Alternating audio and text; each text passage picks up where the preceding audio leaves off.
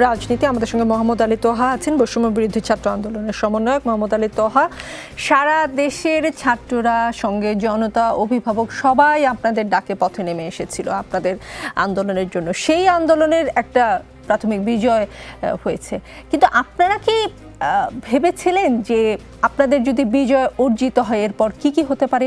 কেননা গত 24 ঘন্টায় আমরা যেটা দেখেছি যে সারা দেশে সংখ্যালঘু সম্প্রদায়ের উপর হামলা হয়েছে, বঙ্গবন্ধুর মুরাল ভাঙা হয়েছে, আওয়ামী লীগের নেতাকর্মীদের মেরে ফেলা হয়েছে, তাদের বাড়িতে অগ্নিসংযোগ করা হয়েছে। আপনাদের উপর কিছুটা হলেও দায় বর্তায় না? আপনারা পরবর্তীতে কি করতে হবে সেইটার পরিকল্পনা ছাড়াই আসলে এগিয়ে চলছিলেন? না, আসলে আমাদের মধ্যে যে একেবারে পরিকল্পনা ছিল এমন না। আমাদের যে জনতা বা ছাত্র জনতার যে দাবিটা ছিল, এক দফা দাবিতে আমরা যখন আন্দোলন করছি